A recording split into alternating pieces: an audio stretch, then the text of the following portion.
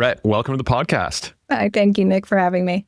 Today, we're going to be discussing one of my favorite topics, and that is the system, the universe, or whatever you want to call it, of Ayurveda, ancient Indian indigenous medicine. Goes by a lot of different terms and names and out there and everything. What is your story? How did you get involved in this? Because you don't look like the typical person that would have a long lineage of study in the world of Ayurveda. Sure. Yeah. So, long time ago. So I was, like many of us, I was an athlete long ago. I still consider myself an athlete, even though I don't typically. I'm not really running anymore, or as much as I used to anyhow. So I began just being a physical human being, just loved moving my body, always wanted to see how it could perform, right? I would just push myself to the limits as far as I could growing up. And then I, my life slowed down. I had a very, challenging occupation, working in trauma-centered work. And then I started my family. And after I had my first child, I just found that I was operating differently. I didn't know what was happening. So I found yoga. It's the physical practice, the asana practice of yoga. And it was purely just for physical reasons. It made my body feel better. Very simple, not super complicated. And as life progressed, my life became more complicated. More children, age kept on happening, kept on getting older, and my body kept changing. And I just couldn't keep up. I didn't really know what was going on.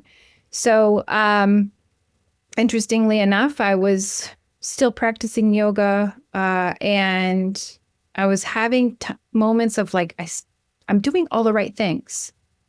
It's like, okay, I'm eating well, I'm physically active, I'm taking care of myself, I'm doing all these things, but something's just not quite right. Like, I'm still not feeling well enough to say, I'm doing great. So I went to a store one day. I looked to the left. I was at an interesting store I'd never been to before. I looked to my left, and there was a little card that said Ayurvedic daily practice. I was like, what's this? So I grabbed it, and it told me how to live my life in a day, like a schedule, 24-hour sunrise, sunset. And I did that. And I was like, this really made a difference. It was the smallest thing I did. After about 2 weeks of trying it, I was like, wow, this is like, there's something here. And I'd never heard of it before. I'm like, where is this? Where can I find more of this? And over time, I grew up in an area that all of a sudden just started coming back again. Oh, and then I heard the word again. And then I heard the word again. And fell into my lap to get my education out in Massachusetts. This is the School of Kripalu, School of Ayurveda. And I was like, I'm going to go for it. And I had no idea what I was getting myself into. And it really is a profound level or of study that is really true, fully encompasses all of me and everything else around me, and allowed it to make better sense that I never expected, and kept changing with me. And it's the only thing that I knew that changed with me. And I was able to support myself in that manner.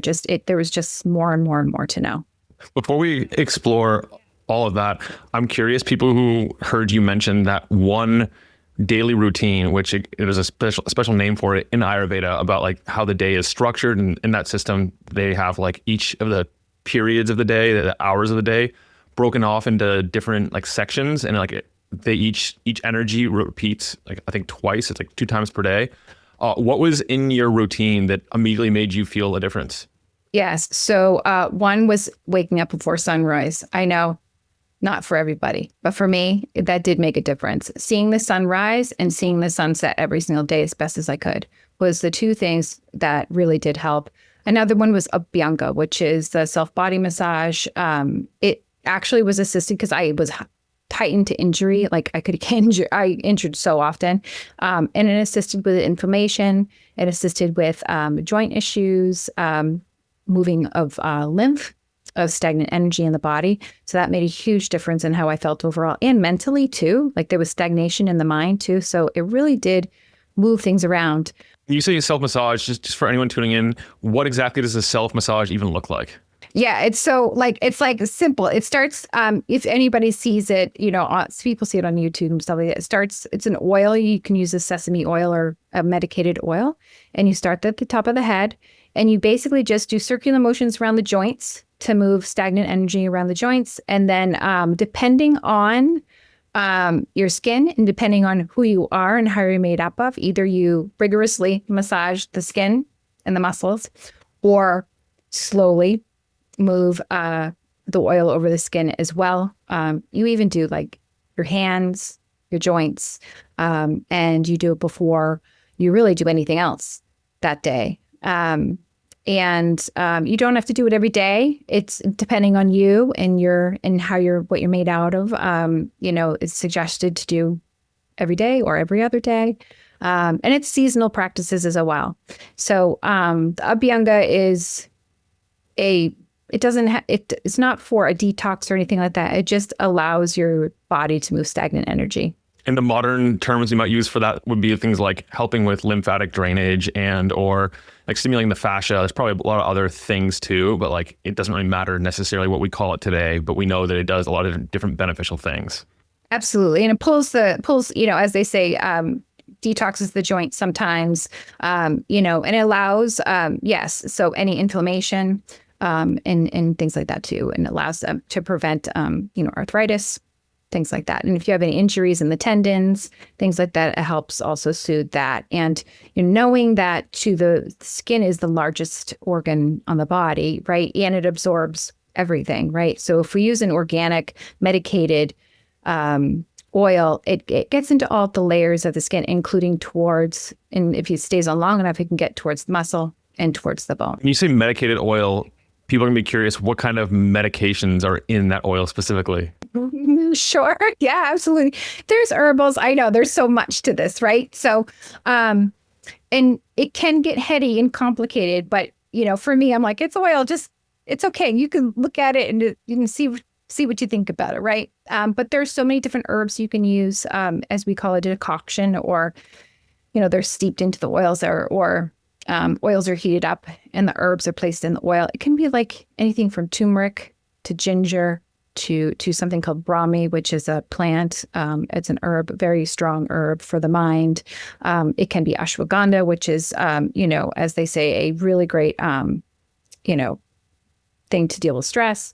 Helps with oxygen, right? So ashwagandha is utilized for maximum use of your oxygen. You can use Arjuna, which is also great for the heart and cardiovascular health. So there are many different herbs you can use that are placed in the ghee.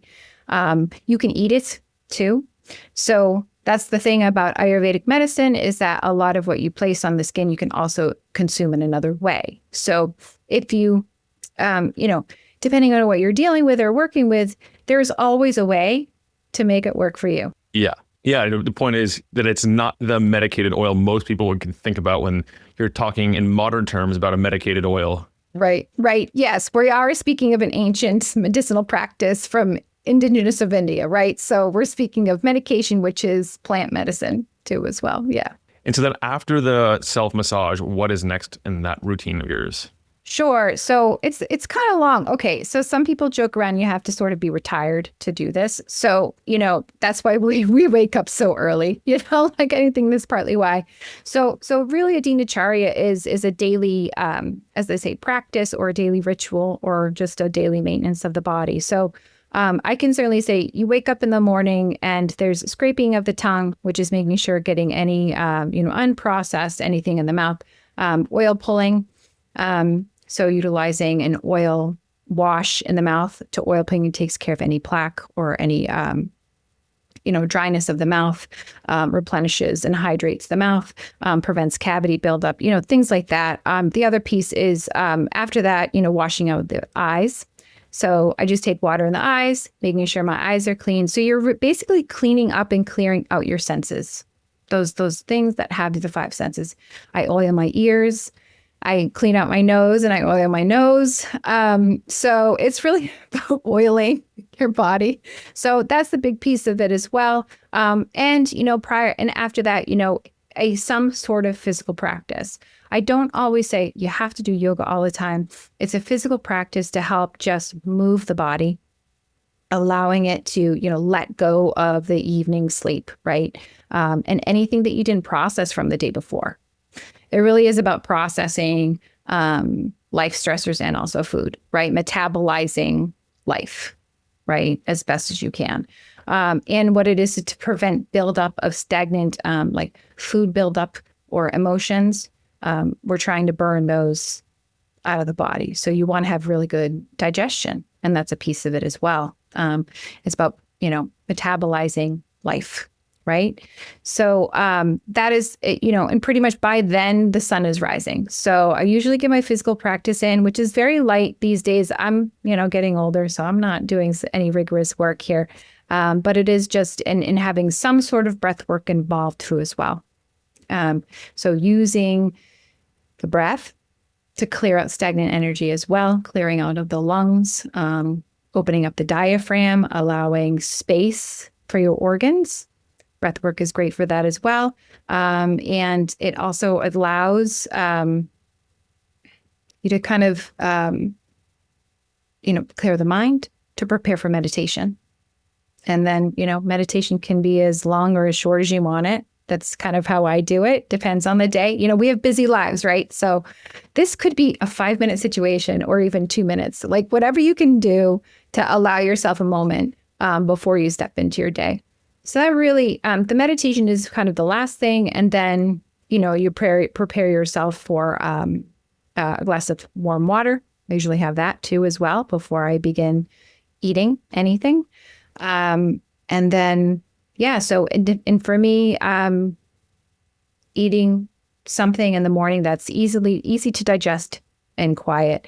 And it is part of my meditation too. Like I consider, eating a nutritious meal meditative for me. So, that's how I, begin the day, and that's just the start, right? So there's so much more.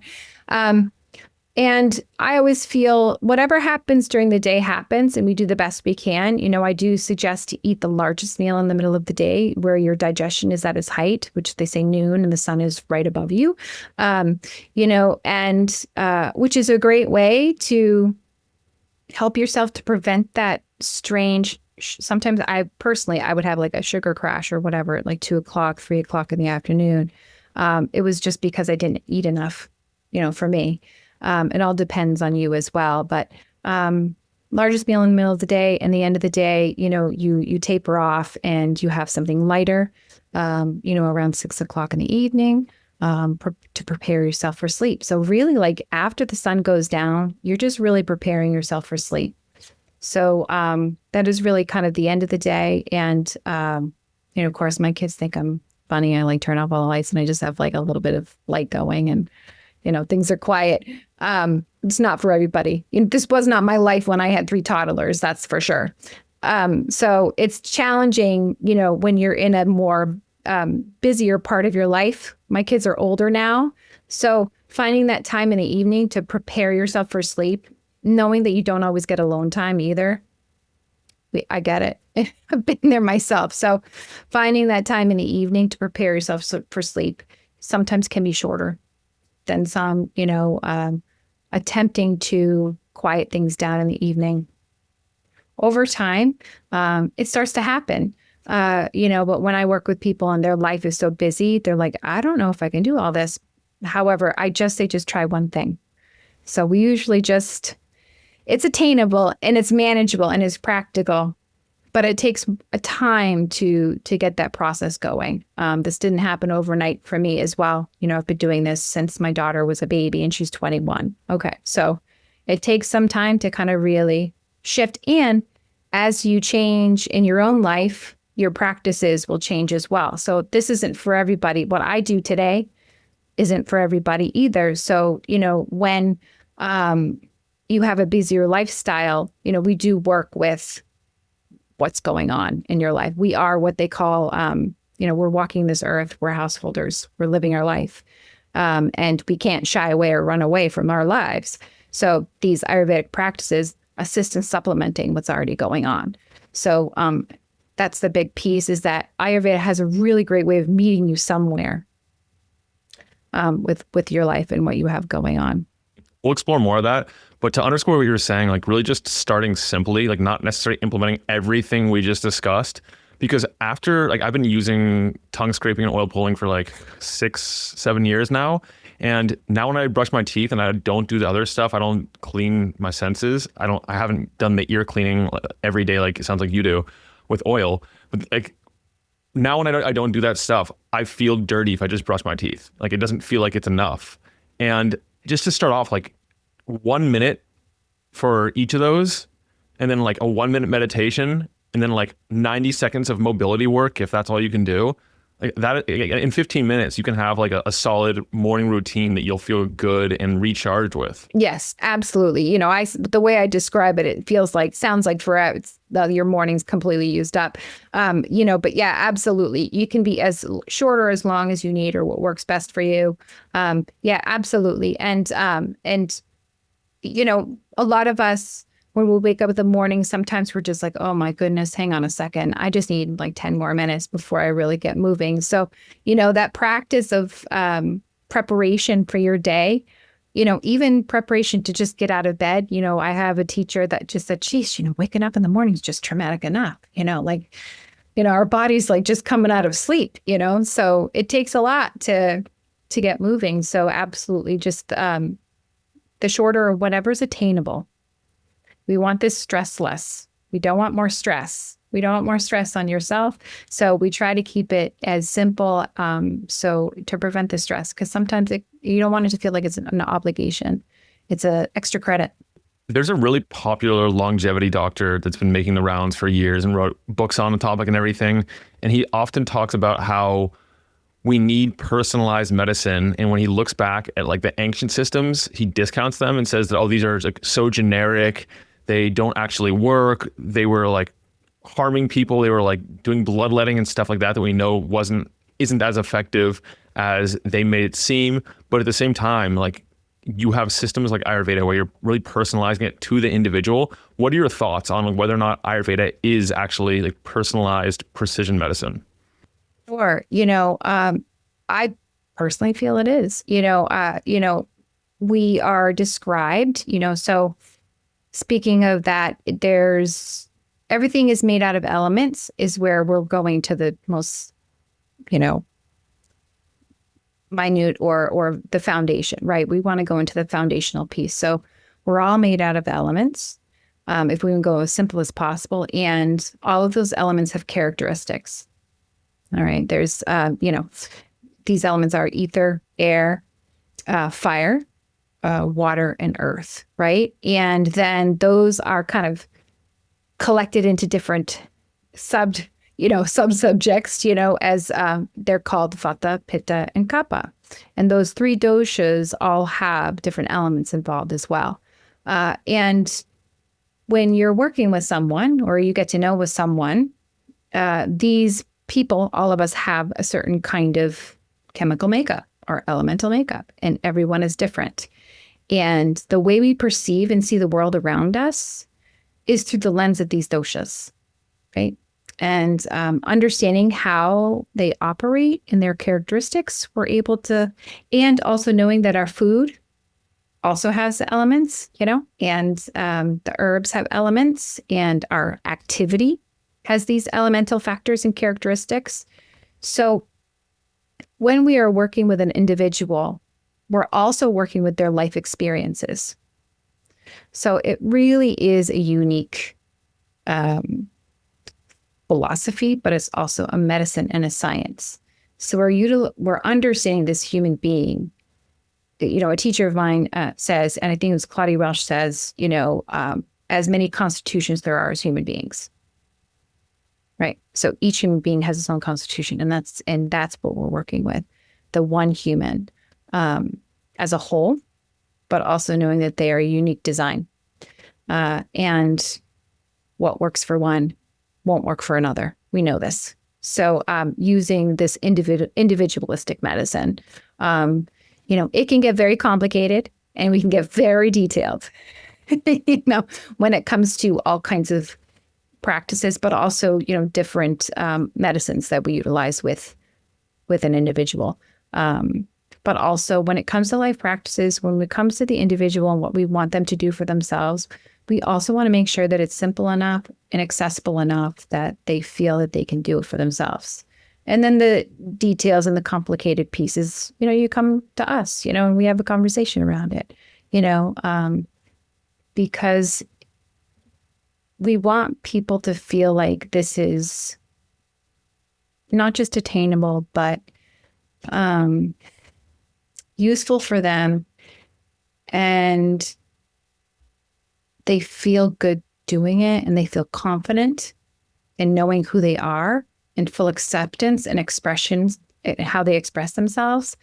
And that's a big piece of it, is that we want people to be fully aware of who they are and accept every bit of them, whether they're healthy or imbalanced, right? And when you do that, you're able to use the tools. Yeah. I'm going to take the obvious answer off the table here. No saying that it depends on the person, because everything is personalized. If you were to say like what you see having the biggest magnitude of effect, whether that's a particular food group, a diet, a drink, morning and evening light exposure, first thing when the sun's in the right place, what would you say are like the big pillars? If people want to focus on a select number of things, where should they at least consider? Sure. I would, if honestly, sunlight really is one of the things that I would wish upon people to try to have more accessible in their lives.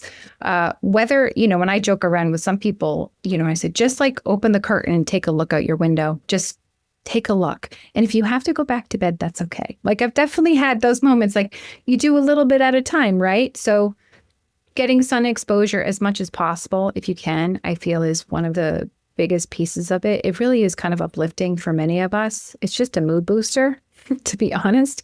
And any kind of vitamin D, we know it allows, especially into the eye, not directly into the eyes, but like sun exposure with the vitamin D allows you to absorb a lot of the things that we're kind of lacking to when it comes to our, minerals and our vitamins and how we nourish ourselves too. That is a piece of it. Another thing I would definitely suggest is cooked foods, if you can, and knowing and not all the time, but you can, there's fruit too as well, but I don't try to be too strict about that, but cooked foods are helpful, and knowing that you can be hydrated by eating your food too. Hydration is really huge, and knowing that your organs internally and externally, you want to be hydrated. And so you're able to assimilate your nutrients, to absorb your foods and have proper digestion. And that is another piece too that I think is really important. And there's different ways that you can make sure that you maintain the hydration to a level that works for you. And one of them is eating your food and cooked food too as well, and having moist food. There's an ancient grains as well, and it helps as well. But those are two things that I think, are as simple as they can get. I want to double click onto the idea of external hydration. What do you mean by that, first of all? And then after that, I'm also curious about why you've emphasized cooking foods specifically many times. Yeah, absolutely.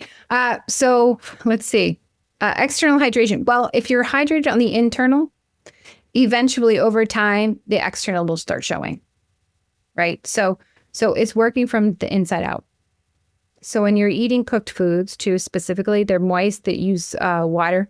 And cooked food also is processed, so to speak. So it assists in allowing your body to process the food and metabolize the food internally better.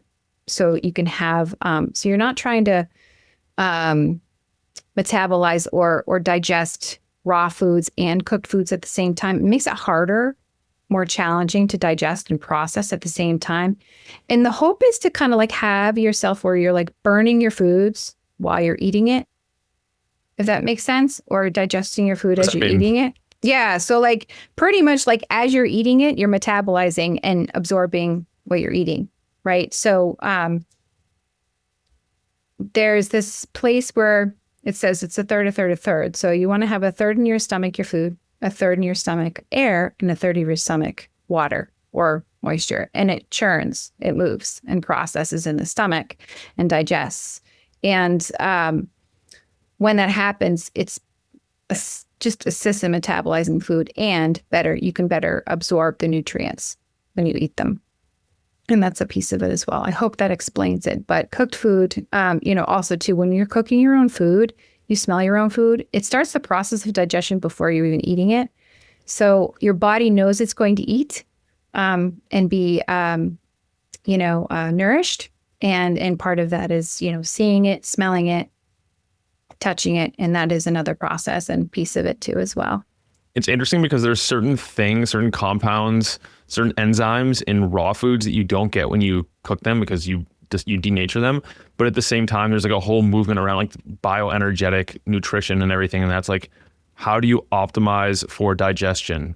And then hopefully you assimilate what you're digesting if your digestion is good and your overall health is good.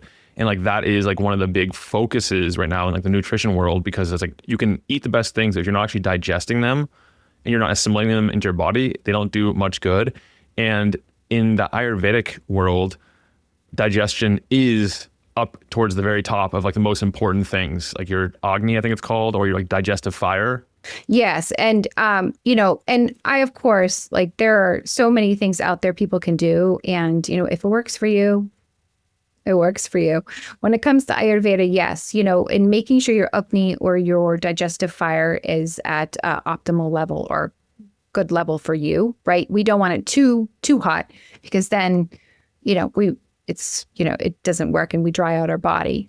It's just finding that like balance, the middle ground here, so the Agni and, having like, there's spices, there's, salt and pepper helps with digestion, right? Garlic helps with digestion. Ginger helps with digestion. It's big. There's ginger root or ginger powder that helps with digestion. There's, cumin, coriander, fennel. There are so many fennel seed. There's so many seasonings and spices out there that assist with this, because not all of us can just digest things as they are. We do need help. We do need help with that. Yeah. How does someone know if they need help, or conversely, if their digestion is already so hot that they're drying themselves out? Yeah. So usually, we just have a conversation around that, like, and sometimes people's mannerisms show you that their digestive fire is pretty hot. Like sometimes our skin can show us that we're hot or heated people. We can see, and usually when they explain how they feel after they eat, if they're hungry like an hour later after eating a decent meal, you have to ask yourself like, oh, okay, we have to like look at the big picture. But that's one of them. Like, how do you make sure that this person's fully stabilized after eating a meal so they can wait 4 to 6 hours for the next meal. And over time, it creates a rhythm for the body. So the rhythm in the body starts to work, and there's a feeling of stability and balance within. So the body can heal naturally. So the understanding too is that this digestion, if it's working at an optimal rate or a rate that's works well for the body, over time you notice that there's a stabilization of the nervous system, there's a balance, and the likelihood of disease starts to minimize. So we usually see it in people's symptoms, mannerisms. The great thing about the body, it tells you, has a great way of letting you know what's going on. And sometimes it yells at you. Well, that's a really important concept in itself. It's like the symptom that you're experiencing isn't the cause of the issue. There's something else going wrong, and that is the warning sign of the body. And if you just address the symptom, you're missing something deeper, and you can cover over that symptom for a long time, but you're not actually addressing the core dysfunction. And then eventually that turns into something nasty if you keep covering it up and don't actually address it. Yes. And it could be something as small as like, feeling distended and irritated after eating. It could be something, as small, like someone says like bad breath, or, something that may just be a small irritation. However, in Ayurvedic medicine, that's considered an imbalance and disease and something to address immediately. So we're always working towards balance. So, and that's kind of what we do every single day, daily. So our food, everything we do can be medicine, right? Everything we do could be poison as well. So it really is about the right combination, the quality, quantity, and timing, of all things typically allow us to find balance throughout our day, and being kind to our senses, not overusing them, not underusing them as well. When we understand ourselves well enough that we know better and we do it anyways, that also can create disruption and imbalance as well.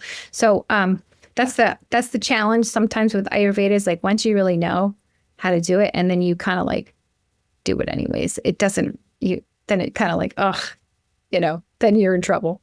No more ignorance. Once you know it, you're aware of what it is that you're doing and you feel guilty about it. Absolutely. There's no looking back, at that point. Once you know, but that's okay. That's the great thing about this practice too, as well. It's like, okay, all right, there's another time, another day. There's a lot of forgiveness here too, as well.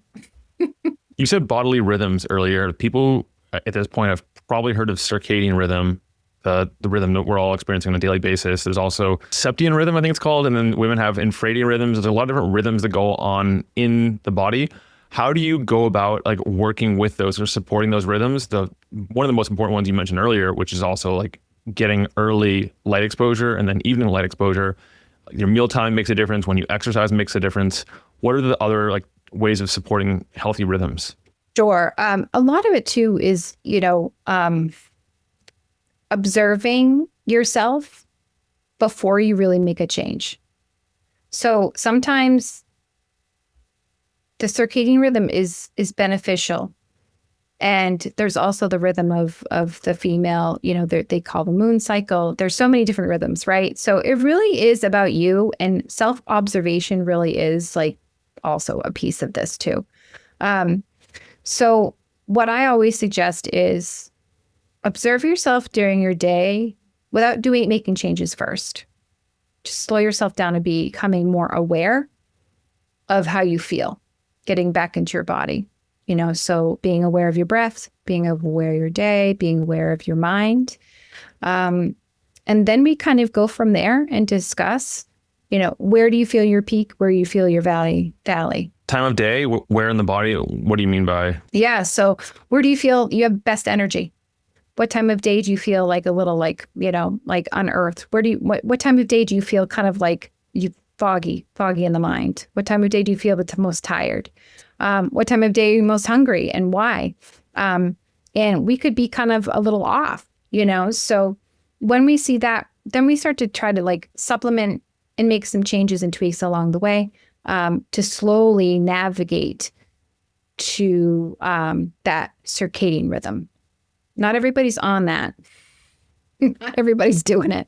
And it takes like some life-changing decisions, in as much as we think it isn't, because it is good for us in that way. But so the body is aware and knows what it needs, and it tells us, right? So you got to kind of like pay attention to how your body's reacting to your day. And then over time, you just slowly make those tiny changes that work best for you.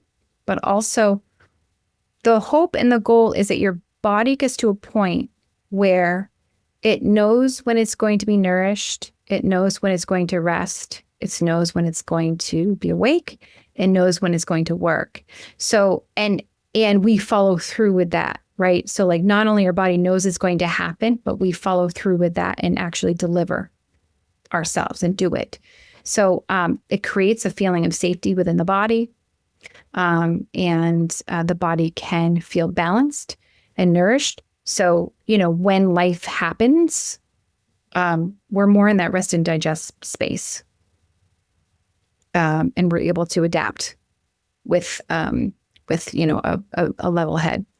So a big part of it is Yeah. It's building stability into lifestyle and routines so the body can predict what's going to happen next. And if it can predict and it's accurate when it makes that prediction, then your nervous system is more regulated and you're able to do whatever it is that you want to do and be. Absolutely. And when drastic changes happen, that also is really tough. So making these shifts and changes slowly and over time. So, it can sometimes making drastic changes right away can make more disease as well. So really slowing it down and making sure you're getting to that point where, you're starting to feel like regulated energy or typical energy throughout the day. Of course, there's hormone changes and life changes too. So we can always get thrown off a little bit from time to time. However, when we have those moments, we can recognize that that's actually something different and new and can see something different new, not just like, oh no, here I am again. Like I'm unable to regulate myself. It's more along the lines of, oh, this is something new.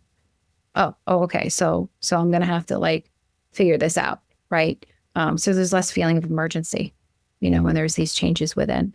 So sometimes it happens. Sometimes we get, caught off guard too. There's no doubt life comes at us, but we do the best we can with the knowledge we have. So, Brett, what would your prescription be for someone who doesn't have the ability to control as many variables in their lifestyle as is optimal, such as a frequent traveler? And what would you change in their routine, add or remove or just modify? Yes. Anyone that's super busy, I try not to take away. I just like whatever like you're doing to keep it together. I'm so happy for you. Right. What I do suggest, if there's anything that can bring with them to travel, like any kind of spice or any kind of digestive, because you can bring stuff on you on the plane and you can have it in if you have to be in a hotel all the time. Like I know a lot of people that like live in hotels, for work and knowing that there's constant stress. So that's like a lot of agitation. That's a lot of movement. That's a lot of mobility. So I do try to give them tips on, spices or herbs that they can bring with themselves, teas. I usually don't take anything away. I usually try to add before we start omitting anything. So I love to just like flood someone with the good when they have a hectic life. And then over time, they start to figure it out too. A lot of times, like people just figure it out, a lot of stuff out on their own. We just want to give them that little extra positive reinforcement of like, oh, you can do this to help this. You can do this, right? So that's the thing too I like to give people is that they can pick one. However, like you can do this. These are things you can do. I do the best I can say, don't do that, don't do this. It's more of like you can do these things and decide what works best for you. But really what it is when people travel a lot, I do the best I can to suggest to them to try to set them up for some sleep if they can. And I do provide them with different spices or herbal remedies to kind of deal with the, up and down of it, because I know digestion can be a challenge when people travel a lot. So that is a piece of it. And would those herbs and spices be the ones you mentioned earlier, the turmeric, the cumin, the ginger, all that type of stuff? Or would you also add in like others that are like adaptogens or other things that are supportive for travel specifically? Yeah, absolutely. So there's ashwagandha is always like something that I do recommend to somebody, unless some people do have sensitivity to ashwagandha, but ashwagandha is lovely to have, in the evenings. There's also Tulsi is an herb, but it's also a tea. Tulsi is a great nervine. It's also an adaptogen as well. For me, it's soothing to my nerves. So I usually do it if I have challenges sleeping. I always say chamomile is great. Ginger is great for digestion for sure. You can do it in powder form or you can have a ginger root. Usually you can bring that stuff on the plane, or you can find it somehow. Cumin, coriander, fennel are really great for to have in your water, like a steep it as a tea. That's great for all day.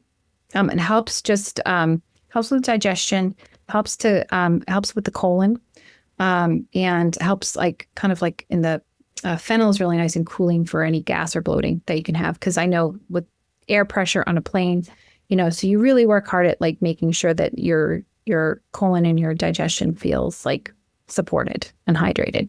Outside of travel situations, perhaps in everyday life, what does Ayurveda say about stimulants like coffee or tea? it's so debated. Okay. And I know, like, I do like a cup of coffee, I have to admit. You can do it. And even in one of my teachers actually just discussed what he likes to do in his coffee. So I'm like, okay, it's all right, I guess. So, what it is that everything within reason, right? You want to have balance. Okay. So you can't have 10 cups of coffee in a day. I wouldn't suggest it. Coffee is a stimulant. And just take it as what it really is. Right. So if you choose to have a cup of coffee, right, set yourself up for success. Okay. There are, some of these, so when I do choose to have a cup of coffee, I say choose, right? This is a choice of mine, right? So I know I have to take care of myself. So, making sure that you eat before you have a cup of coffee. Like if you do want to have a cup of coffee, I get it. Try to step away from it. When we go through our season in Ayurveda, there's a seasonal cleanse. Every 6 months we do a cleanse, right? So we tried not to have any stimulant whatsoever, and stay away from sugar too. And I do try to do that. However, if you do have a cup of coffee, a small cup of coffee, which honestly, an 8-ounce cup of coffee for a lot of us, we're like, that's really small. Like we have to look at servings, right? So for realistic, a small cup of coffee with, I put coconut oil in mine. Some people do ghee, with cinnamon, cardamom, and nutmeg. That combination in your coffee does assist in creating it's a healthier cup of coffee, dare I say. It's a little less stimulant. It just helps even it out for you. And you do feel less jittery if you do have a cup of coffee with those things in it. I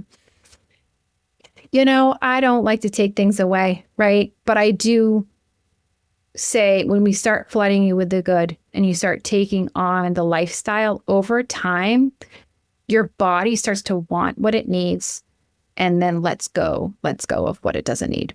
So you don't even, yes, no, we'll get you through it. Yeah, bro, that's one of the hardest concepts to talk about on a podcast is your body, not just the coffee, but your body will tell you these things. But in order for your body to tell you those things, to get enough signal through all the noise, you have to already be fairly healthy. If you are not in that state, it's really hard to discern what is a craving, what is a certain overgrowth of microbes in my gut causing me to want and crave versus what is my body actually needing and wanting. But after you get healthy, it becomes a lot easier to discern that. Do you have any tips on making that transition? I mean, obviously, again, it's going to go back to personalizing everything to what it is that you need specifically. But in order to be able to hear the noise, the signals that the body is providing. Sure. And sometimes some people really like the noise and signals, right? There's that level of oh, I like that. It makes me feel really jazzed and, and all that. And that's why they want to do it. Right. What I do say, there's two things. One, I always ask people to connect back to their breath. If they're avoiding just themselves, right, and their own breath, then they're not paying attention to the signals, right?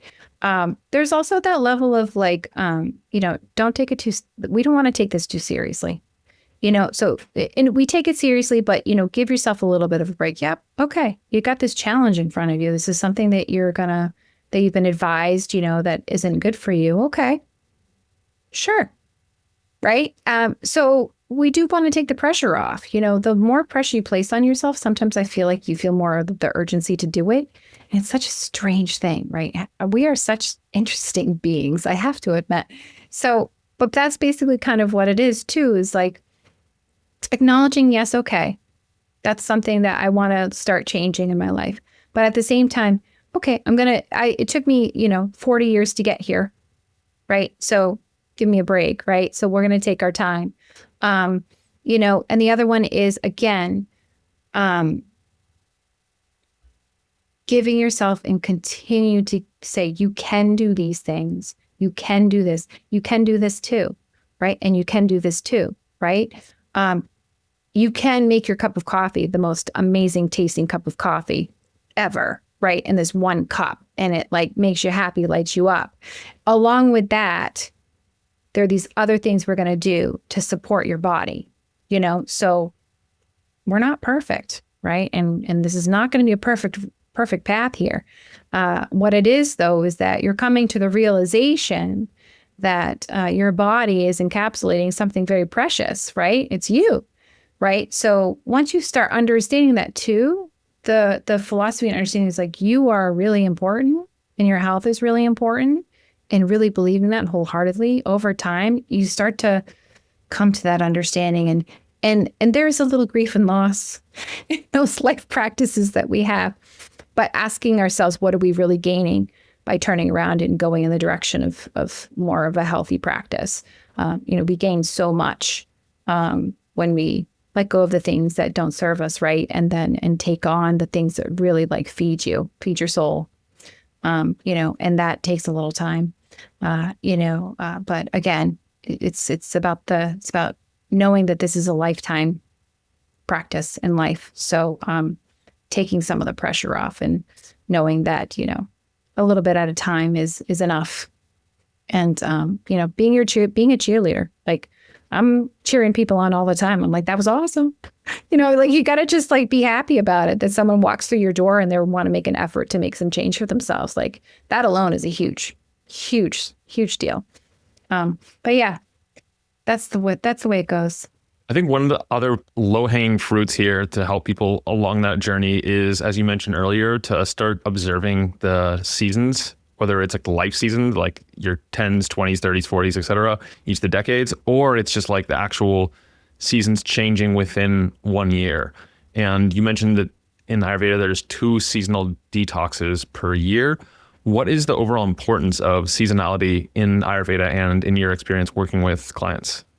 Well, the way I look at it is a big piece is how we eat each season. So depending on where you live is, of course, a big piece. But I do know everywhere you live, there's a season, right? So there's always a shift or change in our environment, our external environment, wherever we live. So for me, I live in a colder area. I live in New England. So, so I go by that rhythm, right? So there's the seasons are described by the elements and also the doshas as well. And what we also want to preface on is that seasonal eating is eating what's in abundance for that time of year.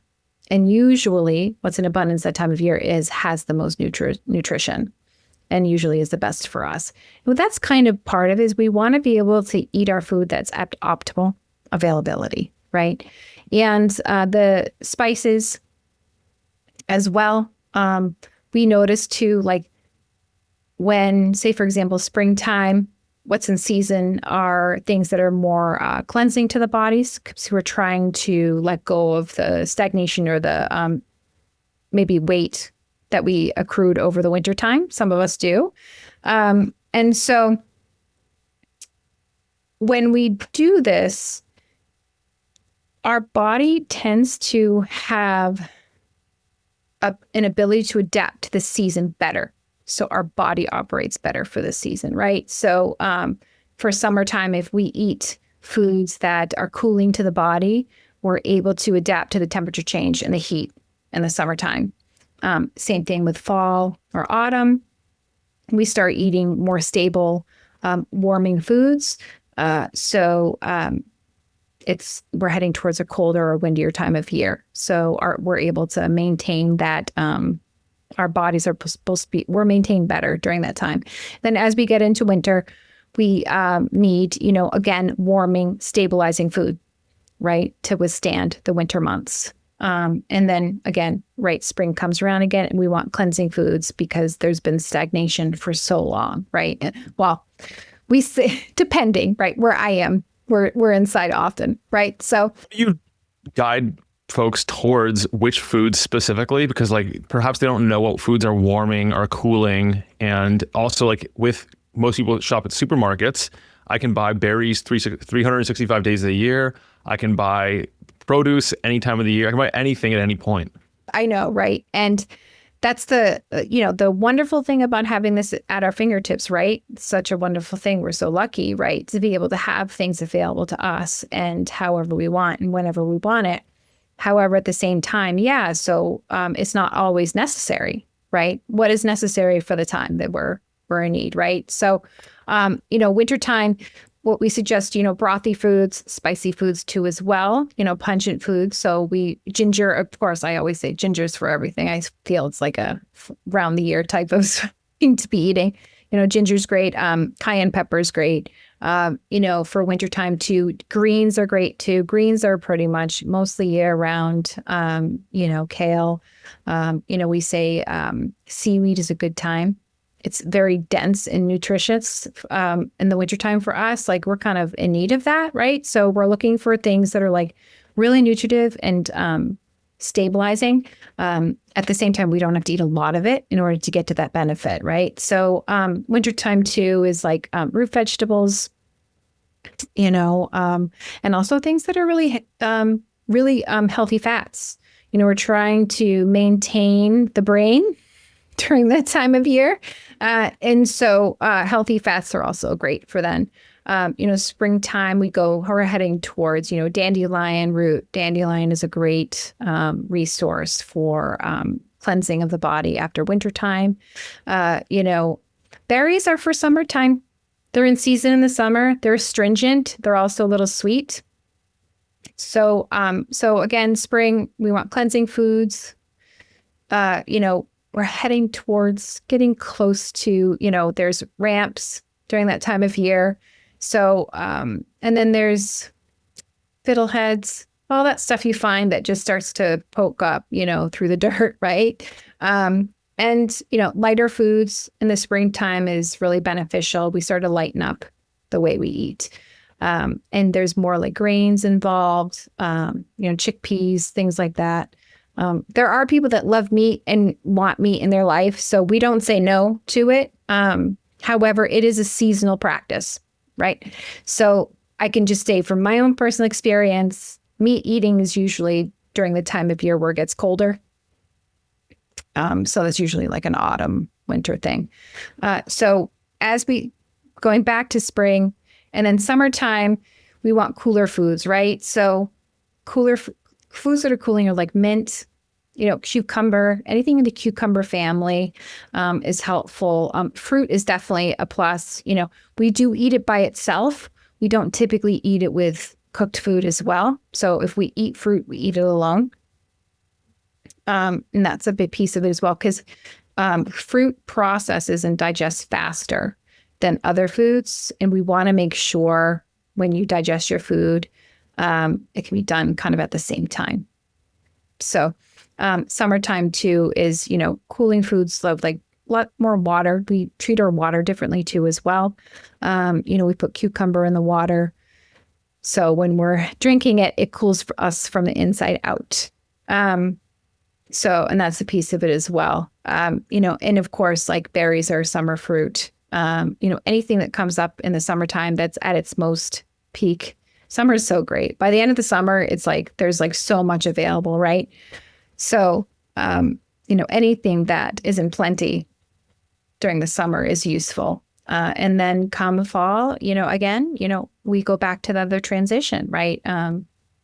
Moving towards the heavier, more stabilizing foods. So if that makes sense, that's kind of how we do it. And, there is 2 seasons of cleansing or detoxing. I do a khichdi cleanse, so it's a certain kind of food that we prepare. It's a nourishing food. And it's done usually between winter and spring, and also between summer to fall. And it's like that transition. So a lot of people tend to have seasonal like allergies during that time of year because it's a bridge between one season to the next. And with that change, there's a mobility and there's an instability sometimes when we transition. And what we do is we try to simplify our food during that time. So it maintains our health and our immune system. There's a lot more to it, but that's a piece of it too. That's a bit of it. Yeah. So complicated yet simple when you're doing it. Right. In practice, it's simple for us, but like it can sound complicated. Yeah. When I was traveling, I'd sometimes be way up north, and then sometimes I'd be down near the equator, and January in these different places can look very different. So I built a little Ayurvedic like seasonal food planner, which it detects your location, and then based on that, it tells you what's like what's in season locally, so you can use that when you go grocery shopping. I'll put that as a link in the show notes to this episode, because seasonal eating can be complicated unless you go to a farmer's market where you can actually see what is currently going on and what is actually available outside of the supermarket. Absolutely. Absolutely. And, and I think, and what I find really fascinating is when as they say, you shop the outer perimeter of your grocery store, that's a really great way of doing it too, as well. That's what I do first. Of course, like my kids love snacks, and I get them junk food. They can't help it. And, I'm going to be okay with it a little bit. You got to let it go a little.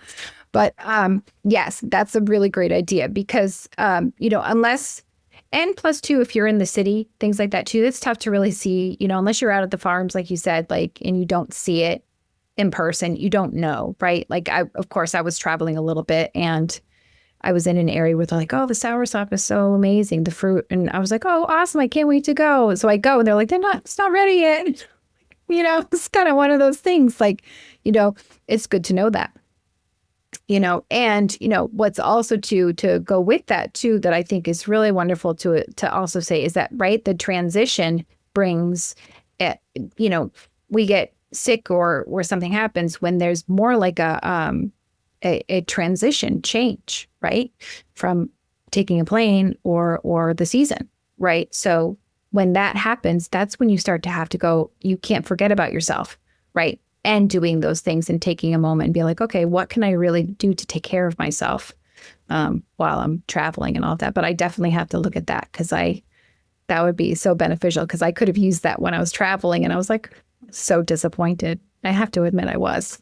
The other thing I like about seasonal eating, it's like a very simple in concept way of eating. And unlike a lot of the diet tribe wars that are out there, like instead of just focusing on one food group or excluding an entire macronutrient class, when you're eating seasonally, you're addressing deficiencies. Will never go too long without getting a class of food. And you also will protect yourself from the dangers of excess of particular foods. If you only eat one food group, over time, it's going to build up and accumulate, especially if there's like the fat soluble nutrients and everything. And so it's a nice, elegant way that like helps keep you in the healthy zone over the long term. Absolutely. Absolutely. And, I always like we've said, it's something that changes with you, right? There's always something there that can take care of you. You just got to kind of like feel into it and get to know it, and knowing yourself, right? So yeah, absolutely. It's one of those practices or sciences or lifestyles where it opens you up to so many potentials and possibilities. Anything is possible in this practice, and anything is available to you as long as you get to know yourself, right? And when you do omit yourself, I feel like it just is personal, probably more than practical. But sometimes I feel that when you take yourself, you say, no, I could never have that ever, ever again. I'm only going to do this.